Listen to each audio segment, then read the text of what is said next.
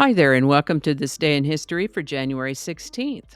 January 16th is the 16th day of the year in the Gregorian calendar, with 349 days remaining to the end of the year, 350 if it happens to be a leap year, as 2024 is.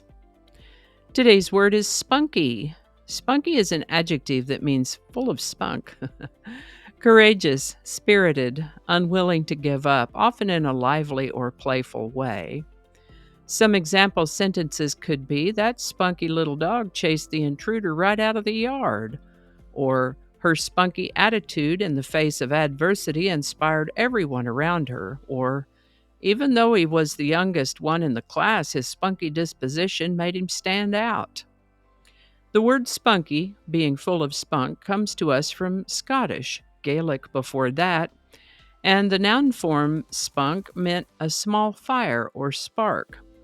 The adjective form spunky then meant showing a small fire or spark.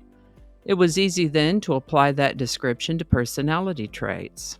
First known use of the noun spunk is in the 1530s and the adjective spunky in 1786. Spunky. This deep dive on the word spunky was requested by Brandon Stacker VS for his students. Thanks, Brandon, and thanks to the students. And if you have a word you'd like us to examine in this Word of the Day segment, drop it in the comment section and we'll take a look at it. Just shy of a week ago, we talked about Julius Caesar crossing the Rubicon River against the demands of the Roman Senate not to do so, and their orders to disband his army. He did cross that river, and a civil war ensued. Now remember that the marking of time, BC, counts down to 0 and then back up to now. So this was in 49 BC when Caesar crossed the Rubicon. The Civil War followed, Caesar prevailed, and these 22 years later, Gaius Julius Caesar Octavianus was granted the title Augustus by the Roman Senate, marking the end of the Roman Republic and the beginning of the Roman Empire. Caesar ruled until the year 14 AD, 41 years as I reckon, until his death at the age of 75. The Crusades were a series of religious wars that took place, best I can tell, beginning in about the 700s and lasting off and on into about the 1700s. So they'd been going on for a while by the time the Council of Nablus took place. Interestingly, this Council of Nablus was kind of a mixed affair, looking to deal with both religious and secular matters. It established 25 ordinances and regulations and leaves behind the earliest surviving written laws of what is known as the Crusader Kingdom of Jerusalem. Golly, we just mentioned this guy the other day. Ross Bagdasarian Sr. was born on January 27, 1919. We know him by his stage name, David Seville, creator of the cartoon band Alvin and the Chipmunks. He also did a novelty song called Witch Doctor back in 1958. That one also hit #1. Before that, he was a stage and film actor. You can look for him in Alfred Hitchcock's Rear Window. He's the piano player in that movie. Other songs he wrote were Come On to My House by Rosemary Clooney and Hey Brother, Pour the Wine by Dean Martin. Mr. Bagdasarian passed away of a heart attack on January 16, 1972, at the age of 52.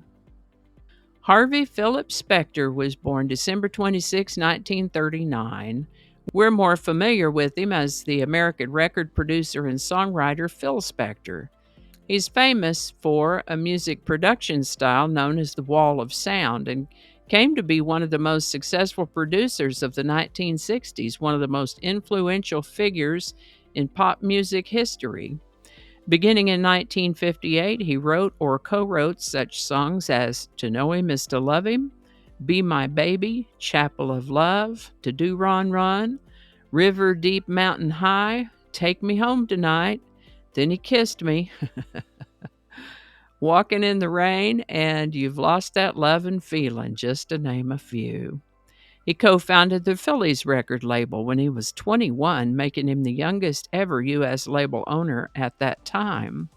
We've mentioned the session musician group known as the Wrecking Crew several times before. Those folks were Phil's house band. By the mid-70s, Phil Spector had produced 18 top 10 singles for various artists. The Righteous Brothers, You've Lost That Lovin' Feelin', and the Beatles, The Long and Winding Road are a couple of chart toppers that Phil produced. Great work. He began to wind down work in the 1980s and began to isolate and exhibit increasingly erratic behavior. He may have developed a drug or alcohol problem. In 2003, he was convicted of murdering a young woman at his home.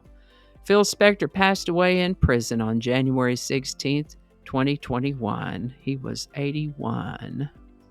Now, if you're curious about what I might have talked about in a previous episode for January 16, I'll include a link to one of those for you. Whether he wrote or produced the song or managed the group, we have definitely talked before about songs that were associated with Phil Spector in some way or another. Phil was only ever in one music group, the Teddy Bears, so let's talk today about a song written by Phil Spector and released for the first time by the Teddy Bears. The title was inspired by a phrase on his late father's headstone that read, "To know him was to love him." This sweet little song called "To Know Him Is to Love Him" was released by the Teddy Bears in September of 1958, made it to the #1 spot on the brand new Billboard Hot 100 chart in 1958.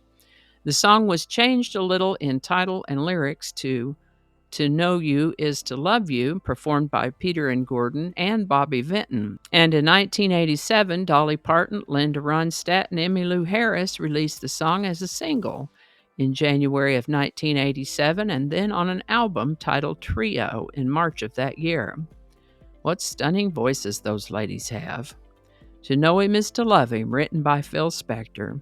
I've included the Teddy Bears and the Dolly Parton, Linda Ronstadt, and Emmylou Harris versions in the description. And I think that's going to do it for us today. Thank you so much for watching. Consider subscribing if you haven't already. Feel free to share this video with a link in your email, messaging, or social media.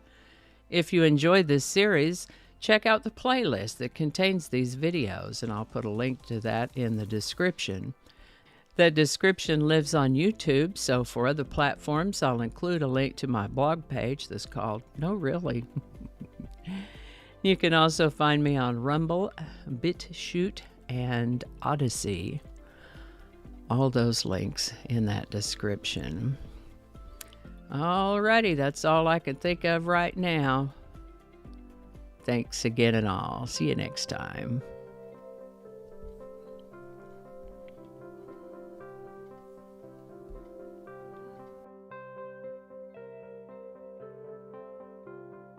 This is the birthday. I didn't get that.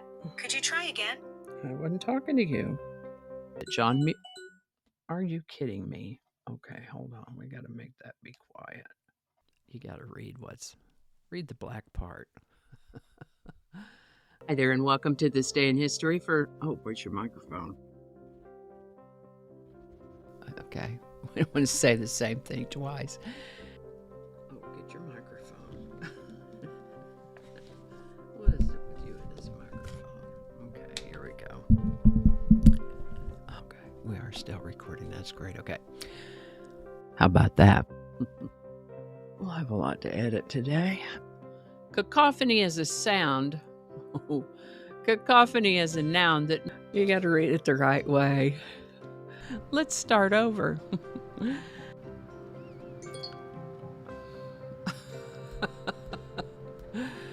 It's 8 o'clock, so all of the reminders are going to be dinging.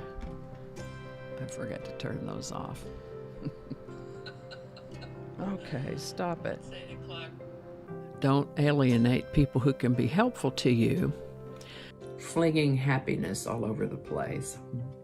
Alrighty, back to work. I think we got it this time.